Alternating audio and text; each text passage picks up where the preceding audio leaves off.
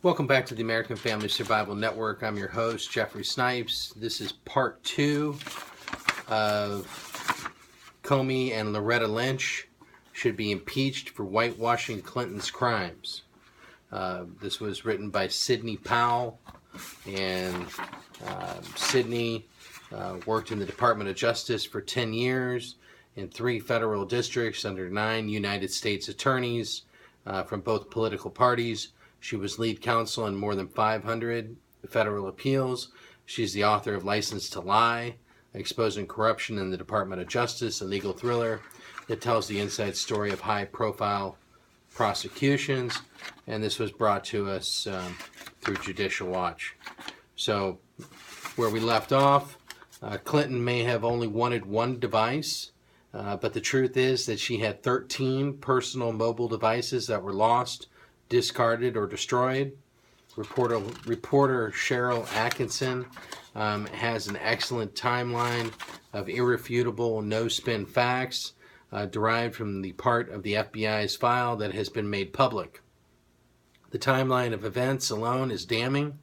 Not surprisingly, Atkinson reports that after the State Department notified Hillary Clinton her records would be sought by the House Benghazi Committee, copies of her email on the laptops of her attorneys Cheryl Mills and Heather Samuelson were wiped with bleach bit, and the FBI couldn't review them. After her emails were subpoenaed, Hillary Clinton's emails archive was also permanently deleted from her then server PRN with bleach bit, and the FBI couldn't review it. One of our favorite Clinton lies is my staff and I will cooperate completely with the investigation. I guess that's why they invoked their Fifth Amendment privileges against self-incrimination and had hard drives wiped, destroyed devices with hammers, put the selected emails in the hands of her attorney and refused to produce them for weeks, while her staff all refused to speak without grants of immunity or took the fifth. I guess it just depends on how you define cooperation. Interstage left James Comey, director of the FBI, who fills himself with righteous indignation to tell Congress what a great job the FBI did in this investigation. As Congressman Trey Gowdy said, and I concur, this isn't the FBI I used to work with. Clinton ran her shenanigans without an inspector general in the State Department. An inspector general is appointed by the president, but his or her job is to serve as a watchdog on behalf of the taxpayers. As the Wall Street Journal reported, Clinton declined to allow an inspector general at the State Department during her entire tenure, so there was no internal oversight, and President Obama allowed that. More than a year ago, the inspector generals for state and for the intelligence community conducted a limited review of only 40 of Clinton's emails. They quickly found several containing classified information, which they immediately reported to the executive branch and advised Congress.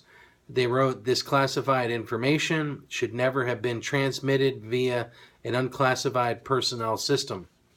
Remember Richard Nixon? Remember Attorney General John Mitchell? Remember White House counsel John Dean? Nixon White House cronies Haldeman and Ehrlichman? They all went to prison. It's not just the private server. It's not about personal emails or even a few business emails sent from a personal account. It is about the fair administration of justice and trust in our justice system. It is about the accountability of our highest officials. It is about destroying evidence in the face of a serious investigation. It is about national security breaches of the highest order. And it's about the privatization and sale of our State Department for personal enrichment. The conduct of the Clintons, their cronies, their foundation, and now our highest law enforcement officials make the entire Watergate scandal look like an insignificant computer hack. Where is the Congress? Where are what used to be our great newspapers? The sounds of silence are terrifying indicators of how government-controlled our mainstream media has become. I guess that's why Reporters Without Borders has dropped our freedom of press ranked to 46th worldwide. FBI Director James Comey and Attorney General Loretta Lynch should be impeached for their roles in whitewashing Clinton's crimes and their own participation in the destruction of evidence. They facilitated and participated in the obstruction of justice, spitting in the face of the congressional investigation.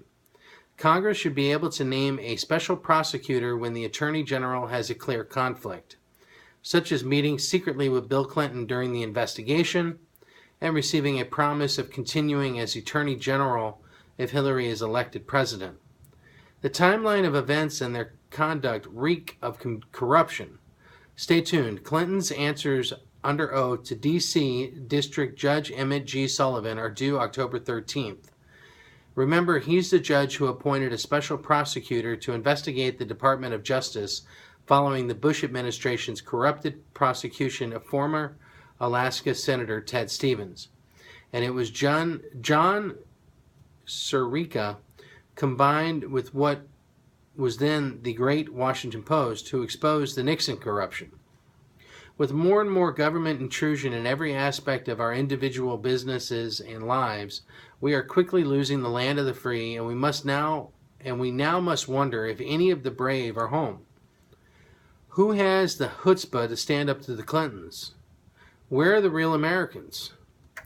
Hopefully on Election Day they will pour out in droves and resoundingly demand real change. The election and Judge Sullivan are our only chances for justice at all. Sidney Powell worked in the Department of Justice for 10 years in 3 federal districts under 9 United States attorneys from both political parties. She was lead counsel in more than 500 federal appeals.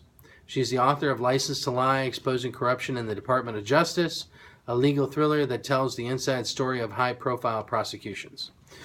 Well, Sydney, thank you very much for being brave enough to write this and bring this forward.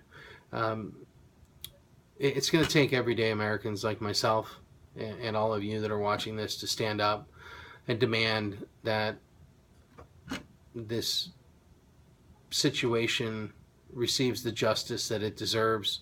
Otherwise, we don't have a country anymore, folks. Okay? It's the United States of America will no longer exist if we allow this rampant fraud and injustice to go unanswered. It's that simple. So I plead that all of you good women and men stand up out there and do what's necessary to ensure that we have a just country for our children to grow up in and for us to live and grow old in. God bless the United States of America, and God bless you all. Folks, please remember to go to the AmericanFamilySurvivalStore.com for all your family's emergency and survival needs. And please remember to protect and safeguard your families.